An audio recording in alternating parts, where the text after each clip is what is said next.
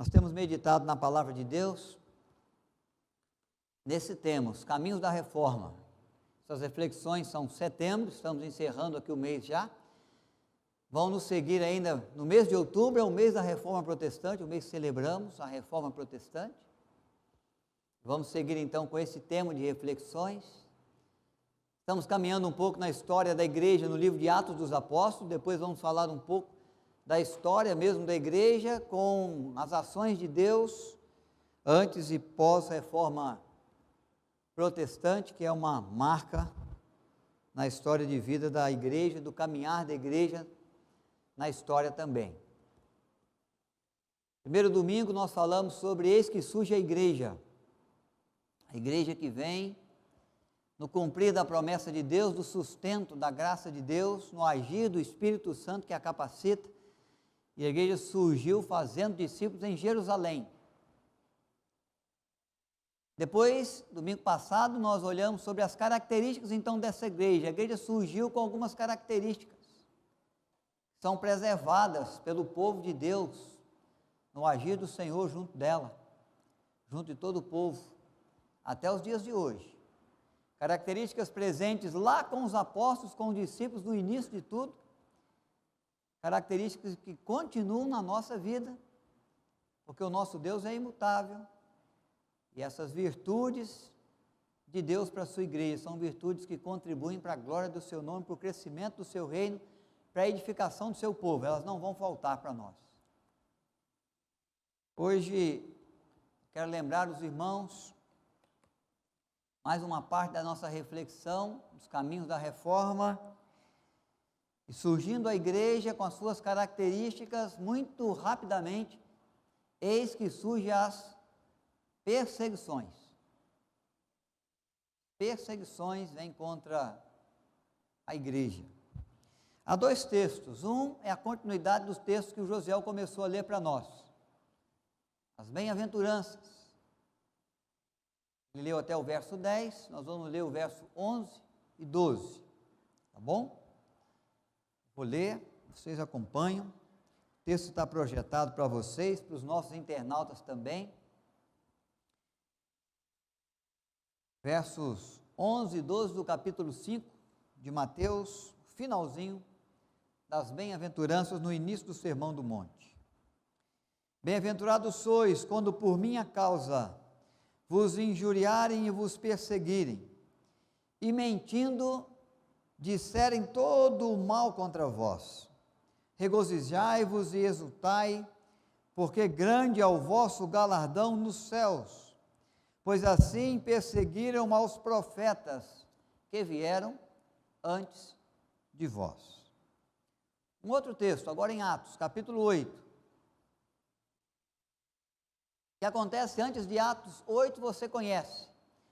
Se não conhece, eu vou relembrar para você. Estevão é um dos diáconos eleitos pela igreja, capítulo 6 de Atos.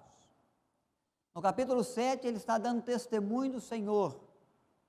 Ele vai se envolver na obra, sinais e prodígios, é realizado por intermédio de Estevão. E aí ele é julgado pelas suas ações e pela sua fé. Ele faz a sua defesa e ele é condenado como blasfemador por ver em Jesus o Messias prometido por Deus aos judeus. Ele faz um arrazoado das Escrituras, porque ele está sendo acusado de não cumprir a lei de Moisés, de não entender sobre o desígnio dos profetas. Então ele vai fazer um arrazoado, falando do agir de Deus com os patriarcas, depois com Moisés, e ainda vai falar dos profetas e de algumas profecias referentes ao Messias, e vai falar de Jesus, o enviado de Deus, o Messias prometido por Deus ao mundo. Vai falar do sacrifício de Cristo, da obra redentora de Cristo no Calvário. Vai identificá-lo como Filho de Deus e vai ser chamado de blasfemo. Vai ser levado junto aos tribunais, vai se apresentar falsas testemunhas, e ele vai ser então aquele que vai falar com autoridade, com veemência, e vai ser colocado para fora, e vai ser apedrejado imediatamente. O seu apedrejamento, ele declara o seu desejo do perdão de Deus àqueles que o apedrejam, que exista graça de Deus sobre aquelas vidas. E aí nós chegamos em Atos 8. O primeiro mártir da igreja é feito, Estevão, o diácono. E agora então Atos 8 descreve para nós a certeza da perseguição que se inicia de forma pesada, intensa, contra os cristãos. Acompanhem comigo, irmãos, verso 1, depois verso 4 a 8. Está projetado aí se você conseguir ler também. Naquele dia levantou-se grande perseguição contra a igreja em Jerusalém, e todos, exceto os apóstolos, foram dispersos pelas regiões da Judéia e Samaria. A partir do verso 4. Entre mentes, os que foram dispersos iam por toda parte pregando a palavra. Filipe, descendo a cidade de Samaria, anunciava-lhes a Cristo. As multidões atendiam unânimes às coisas que Filipe dizia, ouvindo-as e vendo os sinais que ele operava. Pois os espíritos imundos de muitos possessos saíam gritando em alta voz, e muitos paralíticos e coxos foram curados.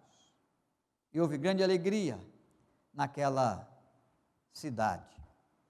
Deus continue a iluminar o nosso coração, a nossa mente, nas reflexões que fazemos da sua palavra, na mensagem que dela recebemos da parte do Senhor para a nossa vida também, para nos desafiar diante das questões, perseguições presentes no nosso tempo. Eis que surge as perseguições.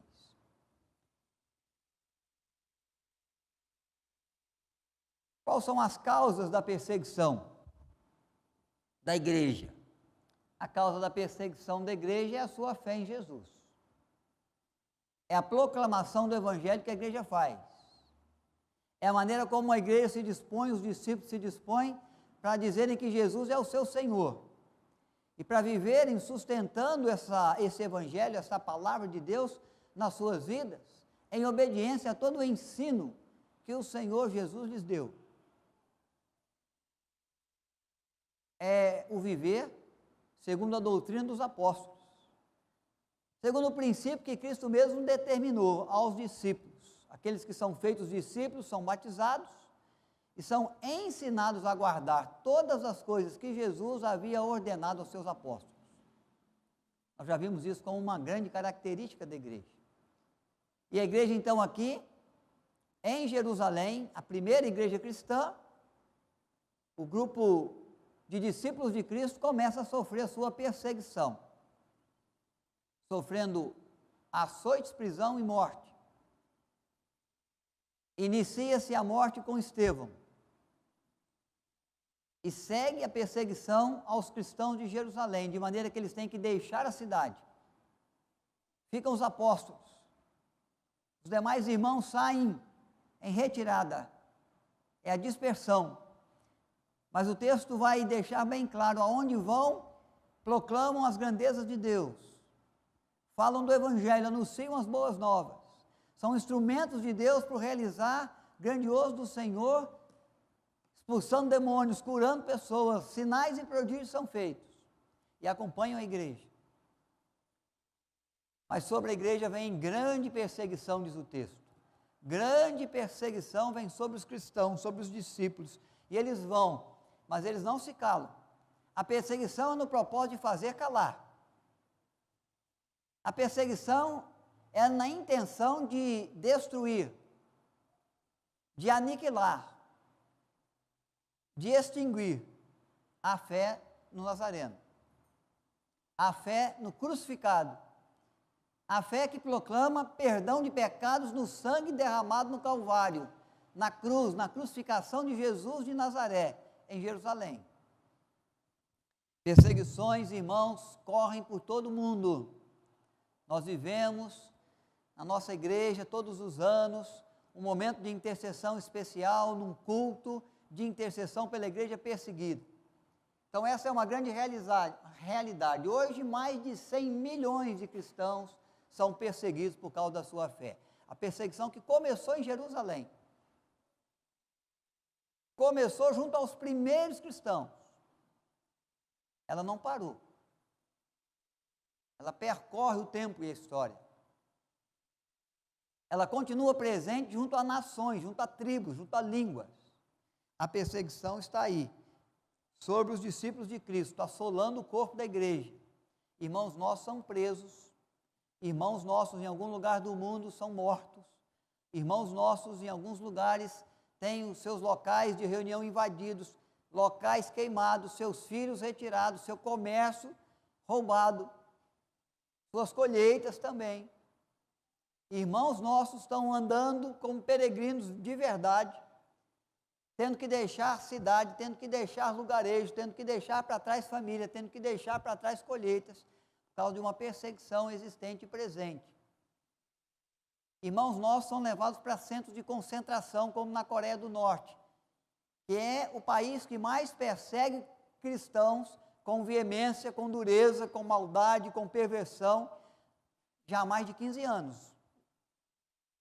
Há outros países que têm perseguido, o Egito, há outras terras, há outros povos, onde o evangelho não pode ser pregado com liberdade, a distribuição de Bíblia pode ser motivo de prisão, como aconteceu com o nosso irmão reverendo Vladimir Júnior, missionário apoiado por nós em Omã. Foi preso por distribuir Bíblias durante o período do Ramadã. Então, a perseguição que se inicia, eis que surge a perseguição, e ela vem de maneira presente, de maneira contínua. A igreja está sofrendo prisões, açoites, apedrejamento, morte. Cristãos vão ser lançados nas arenas para servir de diversão ao público, sendo mortos por gladiadores ou sendo mortos por feras, por tigres, por leões. Avança a perseguição sobre a terra. Quando nós olhamos para a reforma protestante, nós vemos que a perseguição está presente na igreja até os dias de Constantino, que como imperador romano vai declarar a sua intenção de ter o cristianismo como a religião do império, e esta perseguição que se inicia em Jerusalém, em Atos capítulo 8, que nós lemos, ela vai cessar, a igreja vai ter o império, o apoio do império, ela vai viver outros problemas, que nós vamos ver outros dias, mas depois essa perseguição, ela volta ao movimento reformado protestante. Ela volta na vida de irmãos pré-reformadores. Ela volta na vida, na história de John Wycliffe, 200 anos antes de reforma, proclamando o evangelho, querendo retornar a Bíblia e as Escrituras, combatendo a corrupção da igreja. Esse homem vai ser preso e vai ser silenciado no cárcere até morrer, prisão perpétua. A John Wycliffe. Vai surgir 100 anos antes da reforma, John Hus. Vai proclamar a verdade do evangelho, vai exigir, vai desejar o retorno da igreja às Escrituras. Vai pregar contra indulgências. Vai pegar contra algumas falácias que a igreja proclamava, vai dizer que a igreja estava se desvirtuando do caminho da fé, da genuína prática das Escrituras, estava valorizando muito mais os dogmas, muito mais os valores e os princípios que enriquecem a igreja, vai ser condenado como herege à morte, vai ser queimado vivo em praça pública para servir de exemplo aos hereges. No mesmo dia, eles vão arrancar da terra as ossadas de John Wycliffe e vão queimar também. Vai surgir Lutero, vai surgir reformadores. Lutero vai ser perseguido, vai ser protegido por Henrique III. Se Henrique III, o rei saxão, não sai em defesa de Lutero, Lutero seria morto logo após a sua defesa, quando caminhava de volta para casa, para continuar o seu trabalho na abadia de Wittenberg. Henrique III envia uma caravana para tomá-lo no caminho, antes da igreja, antes do Papa, antes de reis que apoiavam a igreja e que arquitetavam sua morte, e o levam para o castelo, para que ele pudesse receber proteção. No castelo de Vanterburg. Ali ele é protegido, ali ele continua escrevendo sobre a reforma, ali ele traduz toda a Bíblia para o alemão, que é o seu povo, para levar as escrituras na mão da nação. O primeiro exemplar, é claro, é de Frederico III, recebe como presente de Lutero. A invenção da imprensa facilita a divulgação dos princípios e valores da reforma protestante no retorno à Escritura. Lutero segue sendo perseguido também. Foi perseguido John Knox e João Calvino em Genebra.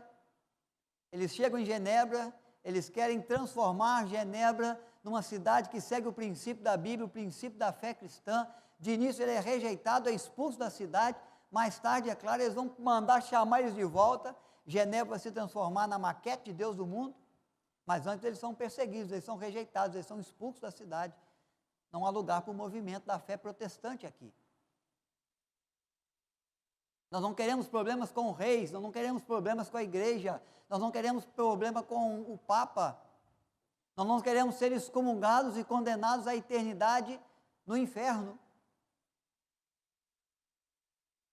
E a perseguição que iniciou ali, em Atos capítulo 8, na cidade de Jerusalém, contra os primeiros cristãos, ela segue no rumo da história. Eis que surge a perseguição e não para mais. O corpo da igreja está sempre recebendo açoites em algum lugar do mundo, em alguma região do nosso planeta, especialmente onde o evangelho está chegando, onde a corrupção e a escuridão está sendo confrontada com a luz da Escritura Sagrada. Podemos falar um pouco da perseguição do evangelho, do cristianismo no Brasil. O protestantismo brasileiro sofreu perseguição também. Porque os portugueses já chegam aqui na bagagem com o catolicismo, com os padres jesuítas. E vão catequizar todos na fé da Igreja Católica Apostólica Romana, com todos os dogmas, com todos os princípios, valores que a igreja guardava, inclusive aqueles de corrupção doutrinária. Mas, nos anos de 1500, em 1556, vai chegar no Brasil alguém que vocês conhecem já na história, chamado de Nicolas Durand Villegagnon. Sobrenome, o nome Villegagnon é conhecido de vocês. Chega à Baía da Guanabara, hoje tem uma ilha, a ilha de Villegagnon. Villegagnon vai se estabelecer nessa região, que hoje tem o nome de ilha, levou o seu nome. Ele vai trazer 280 franceses. Junto aos 280 franceses, 12 calvinistas, indicados e encaminhados por João Calvino no seu tempo, para as terras brasileiras. Eles vão ser recebidos. O primeiro culto protestante vai ser celebrado nesse local, na ilha de Villegagnon. 10 de março de 1557. Primeiro momento em que o protestantismo tem voz, tem culto, tem a oportunidade de adorar ao Senhor em terra brasileira. Esses 12 irmãos vão escrever uma confissão de fé, a primeira confissão de fé protestante brasileira, é chamada de Confissão de Fé da Guanabara, ou Confissão de Fé Fluminense. Quando eles escrevem os princípios de fé, a Igreja Católica se revolta contra Villegagnon, que trouxe essa gente para cá, esses protestantes para cá. Ele abandona os 12 caras, ele começa a perseguir os 12 calvinistas. Eles voltam, a maioria deles volta para a França, mas 3 deles são tomados como mártires. E os 3 primeiros mártires protestantes em terra brasileira são feitos. Villegagnon ordena a morte dos mártires brasileiros Jean du Boreal Martieu, Verniu, Pierre Bourdon. Eles são mortos, assassinados e seus corpos são lançados na Baía da Guanabara. Perseguição à igreja que um dia começou em Jerusalém e que se estende aonde a luz do Evangelho quer chegar. Aonde a verdade da Escritura quer ser sustentada. Havia um quarto nome que conseguiu fugir, foi para São Vicente, foi preso, foi capturado, foi enforcado. Havia um quinto nome que também ajudou, que ainda estava no Brasil. Esse foi poupado. O único alfaiate na colônia brasileira da ilha. Por isso foi poupado. O único protestante calvinista que ficou. Perseguições na história da igreja brasileira que segue junto ao agir de Deus na nossa terra também. Holandeses na Bahia, 1624.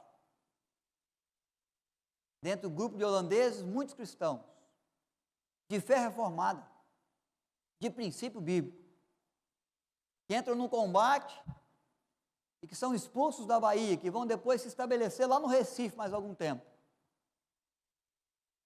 A perseguição, é claro, uma defesa de Portugal com respeito às suas terras, mas são cristãos também que vinham chegando, e cristãos que também foram perseguidos. Segue o curso da igreja, e aí numa história bem mais conhecida sua e minha, numa história bem mais recente, eis que o Deus envia para cá Asbelguin Samit. 1859, 12 de agosto, este jovem desce no Rio de Janeiro, no porto do Rio de Janeiro, começa o seu trabalho de evangelização com a visão protestante para o Brasil e para brasileiros. O interessante é que ele vem num tempo de pandemia para nós, febre amarela matando gente, ceifando vidas, produzindo órfãos, viúvas aos montes na nossa terra. É um alerta para nós. Nossa igreja nasceu no meio de uma pandemia, mas o plantador da igreja presbiteriana não temeu a pandemia, não temeu a enfermidade, não temeu a morte, pelo contrário, morreu de febre amarela aos 34 anos de idade, mas não deixou de vir cumprir a sua missão, realizar o seu trabalho, junto ao solo brasileiro, plantando a Igreja Presbiteriana do Brasil, que você hoje é membro. Enfrentando os desafios do seu tempo, mas não deixando de cumprir a sua missão de proclamar o Evangelho. Já havia perdido a sua esposa, tinha ainda uma filha pequena para criar, e veio a morrer muito jovem, muito novo, muito cedo, em 8 anos de ministério aqui. Sofrendo dificuldades, sofrendo perseguições também, por parte da Igreja Católica Apostólica, que queria expulsá-lo como expulsou outros movimentos que vieram, luteranos, anglicanos, que foram postos para correr. Santo estabeleceu a igreja, trabalhou em favor do reino de Deus, enfrentou a pandemia, deu a sua vida, foi instrumento de Deus para iniciar o movimento protestante de forma estabelecida, organizada no solo brasileiro. Depois a igreja presbiteriana e outras igrejas, outras denominações sofreram muitas perseguições na nossa terra também. Em Minas Gerais, na minha região, houve um momento em que os pastores, os evangelistas que percorriam a cidade, que pregavam nas praças públicas, tiveram de pregar com a polícia do lado, com o delegado da cidade do lado. Que recebia pedras, recebia tomates, ouvia palavrões. A Igreja Católica nos considerava como demônios na cidade. Alguns iam e chegavam a cruzar a calçada para não passar perto de um demônio protestante. Se vamos para Porto Feliz, mais perto da gente aqui, nós encontramos a perseguição. A igreja ia estabelecer, ia ser organizada, preparou-se o culto, organizou-se todas as coisas, fez o convite, divulgou na cidade. Na noite de sábado para domingo, entrou os católicos junto à igreja, arrombaram as portas, arrancaram todos os bancos da igreja e jogaram no rio. Não queriam a fé protestante na cidade. Perseguição que iniciou em Jerusalém.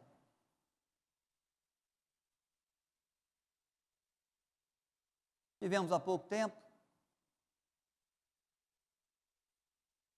um trabalho que o Vitor conhece muito bem, o pai dele trabalha lá nas comunidades ribeirinhas do Amazonas. Nós podemos ouvir de algumas histórias lá, da perseguição ao Evangelho, quando chega o Evangelho nas comunidades. O caminho, o veículo é o barco. O pastor chegava na comunidade, amarrava o barco lá no barranco, subia o barranco, ia visitar as casas. Quando ele chegava de volta, cadê o barco? Foi desamarrado, foi soltado no rio Solimões. Foi descendo rio abaixo. Uma expressão dos católicos de que o pastor não era bem-vindo aqui.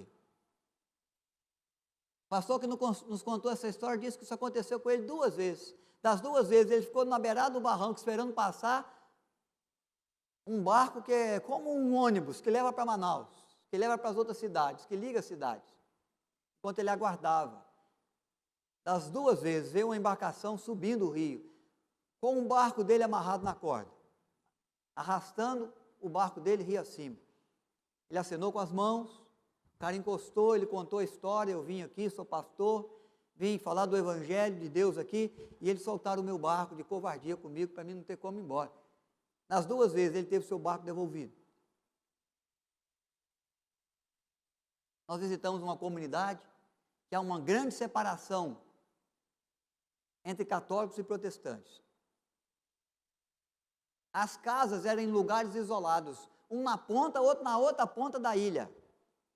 Lá eles têm muito de jogar futebol, time de homem, time de mulher. Os times eram separados, time dos crentes e o nosso time dos católicos. Quando o barco chegava lá e parava no barranco, apesar da necessidade de cuidado clínico e odontológico que o barco levava, nós visitávamos as casas e eles diziam, se é o barco dos crentes, nós não vamos lá. Mesmo enfermos, mesmo precisando fazer um tratamento dentário, arrancar um dente, fazer uma obturação, tamanha era a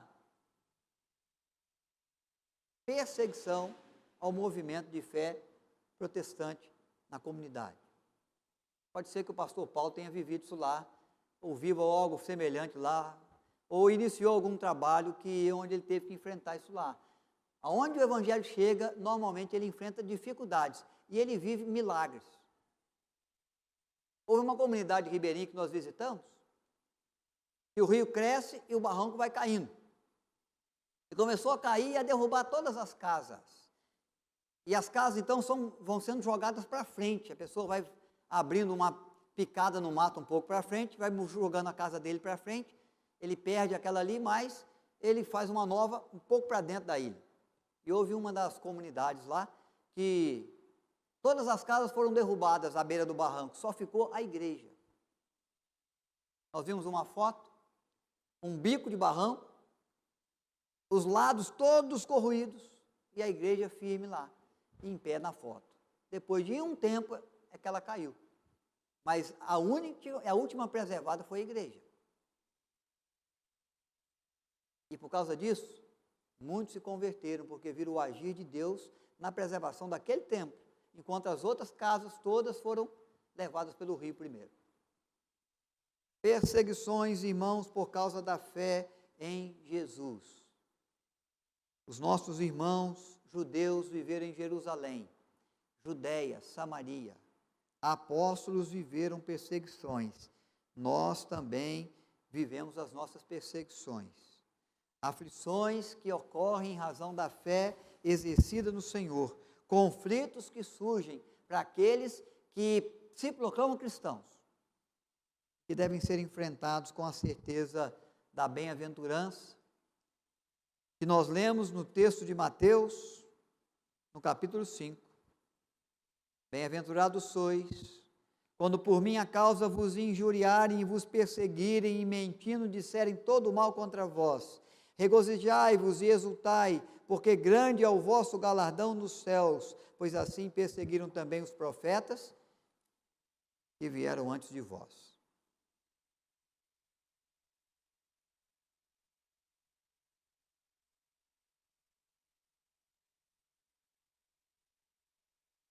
E agora parou aqui, vê para mim, Manu. O corpo físico da igreja assolado, essa é a foto de Estevão sendo apedrejado. As perseguições trazem certeza de conversão genuína. Qual é o benefício da perseguição para a igreja? Certeza de conversão genuína. Podem ter no coração essa convicção. Se a perseguição existe numa cidade, numa tribo, num povo, numa nação, ninguém vai dizer que é cristão sem ter conhecido Jesus como seu Salvador verdadeiramente.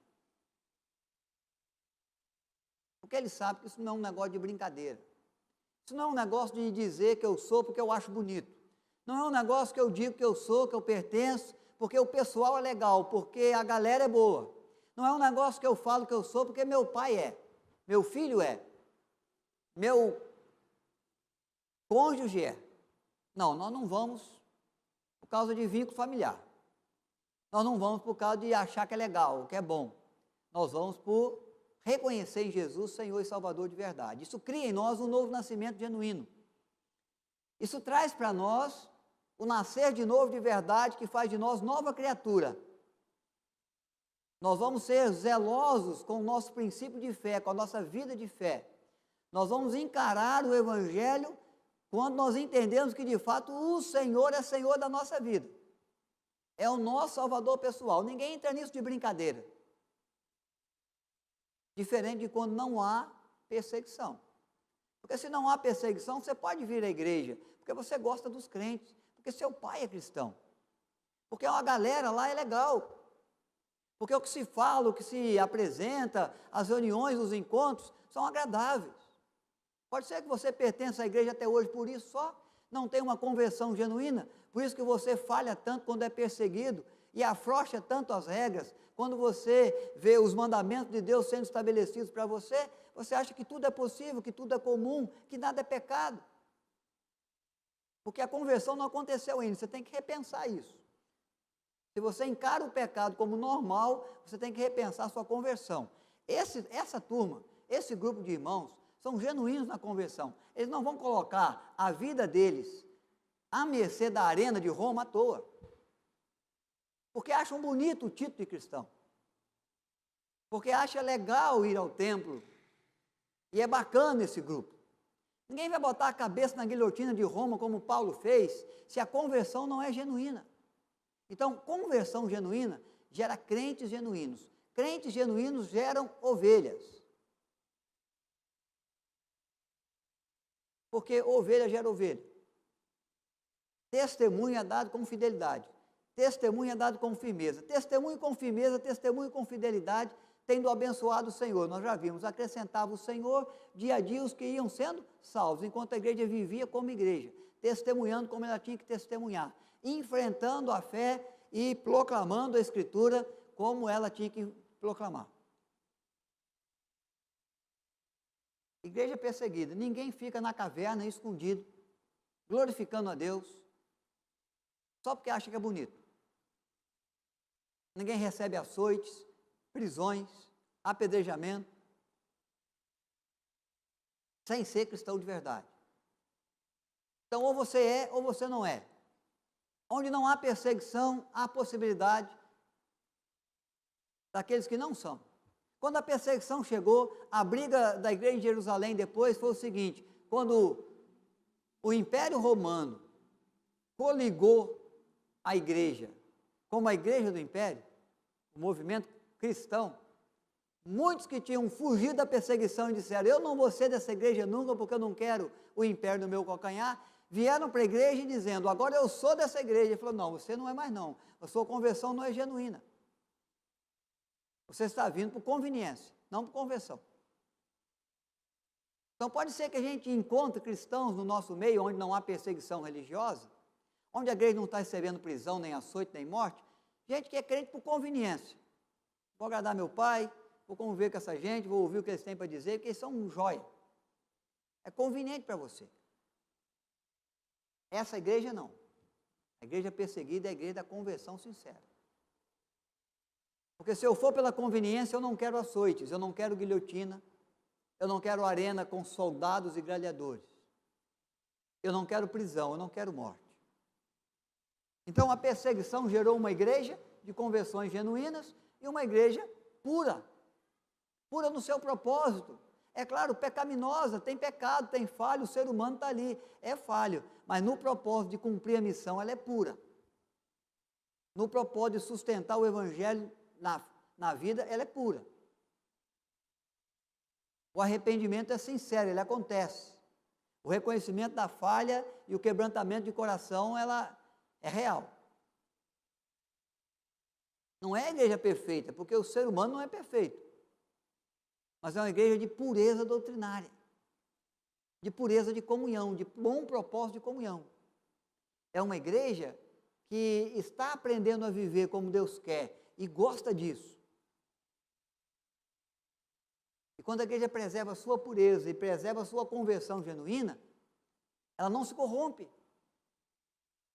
Ela não é vencida pela falácia, pelo engodo, pelo engano. Quando ela dá o seu corpo para sofrer os açoites em nome de Cristo, ela fortalece a sua convicção e a sua fé, porque senão ela ia tirar o corpo fora, é o que a gente faz às vezes. Quando o assunto é fé, nós tiramos o corpo fora, porque nos é conveniente. Perseguições, eis que surge a perseguições, mas bem-aventurados sois vós, se forem perseguidos por causa do meu nome, porque a recompensa de Deus às vossas vidas.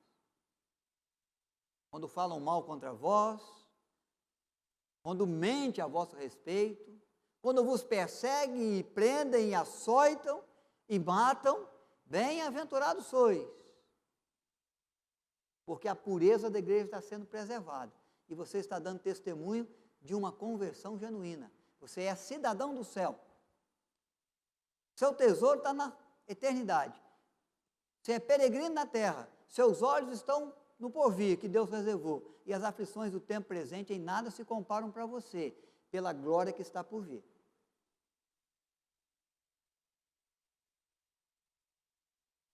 Resultado das perseguições: crescimento da igreja e alegria da cidade.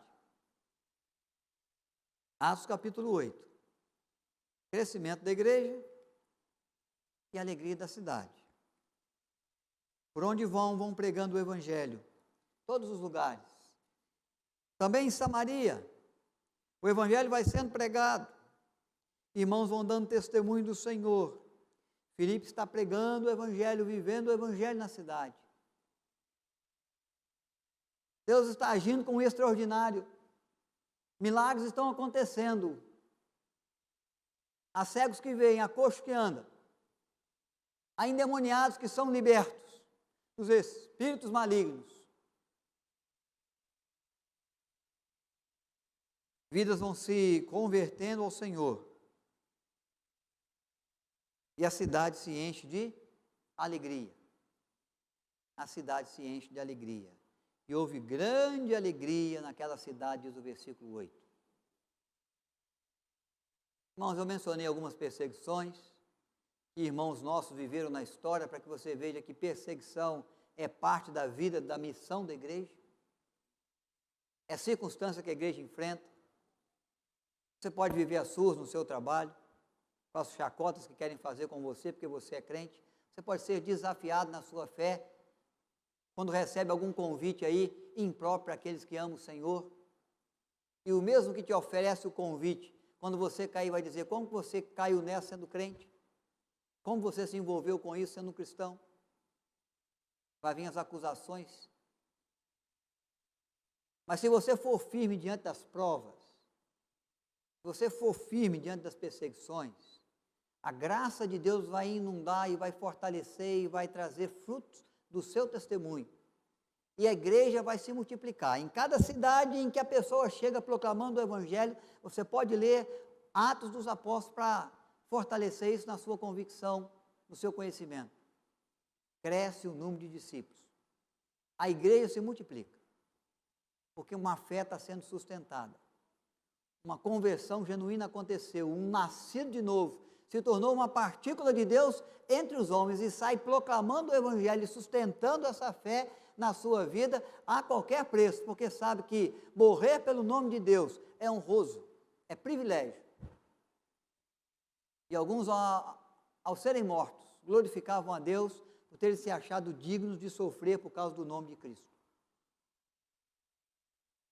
E aonde o cristão vai, com o Evangelho de Cristo, em qualquer lugarejo, em qualquer tribo, em qualquer aldeia, se ele é um cristão genuíno, essa igreja, essa aldeia melhora, essa cidade melhora, se torna um povo melhor, um povo mais feliz, se tiver a luz do Evangelho ali, através da sua vida. Alegria na cidade,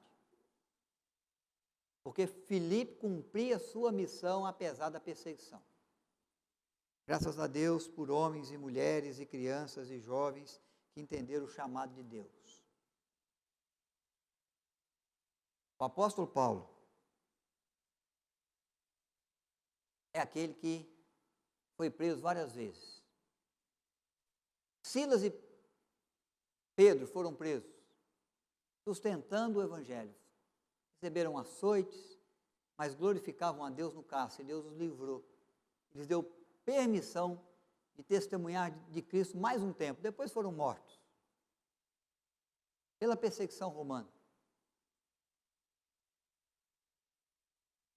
Mas aquele que zela pelo crescimento do reino de Deus, zela pelo sustento da fé em meio às perseguições. Se surgiu a igreja, e você é a igreja, e surgiu para o Evangelho e para a fé, você surgiu para a perseguição, ou a perseguição vai surgir para você. E é preciso que você se mantenha firme, que o nome de Deus seja glorificado na sua vida sempre.